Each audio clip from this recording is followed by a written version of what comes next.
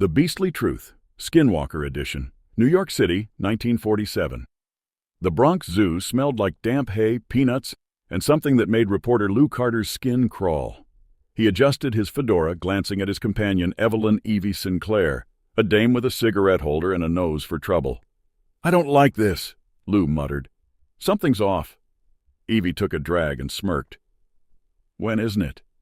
A zookeeper had tipped them off, whispered about strange experiments after hours, animals vanishing, and weird noises from the restricted research wing. The tipster didn't show up for their meeting.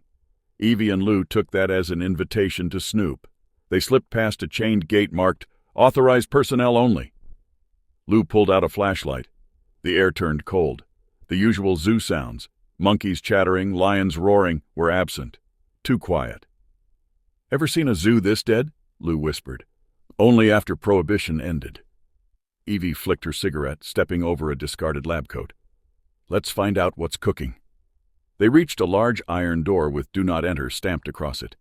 Naturally, they entered. Inside, cages lined the walls, filled with things. At first, they looked like animals, a chimpanzee, a lion, a parrot. But something was wrong. Their bodies twitched as if their bones didn't fit right.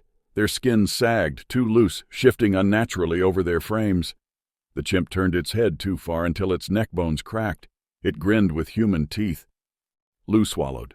"I think we should leave." Then the chimp spoke, its voice a warped, guttural mockery of speech. "Too late." Evie's cigarette fell from her lips. The lion, or what used to be a lion, rose onto its hind legs, its jaw stretching too wide in a grotesque attempt at a smile. Its flesh rippled like something crawled beneath it. "You don't belong," it gurgled. Lou took a step back. "Oh, hell no!" The thing that resembled a lion lunged. Evie yanked Lou aside, and the beast crashed into a shelf of vials, sending glass and glowing liquid everywhere. A siren wailed. Footsteps echoed. The cages burst open. Shapes spilled out, writhing masses of fur, limbs, and eyes. Some looked unfinished, as if their forms were in constant flux, half human, half animal, all wrong. From the shadows, a tall figure emerged. A man in a lab coat, but his skin sagged, hanging in places where it shouldn't. He smiled, revealing rows of jagged teeth. "You weren't supposed to see this," he rasped. Two large figures flanked him. They looked like bears, but their fur was peeled back, revealing raw muscle and too many eyes. Evie lit a fresh cigarette with shaking hands. "I've seen some weird things, Lou. But this?" Lou adjusted his fedora, his voice barely a whisper. "We are so screwed.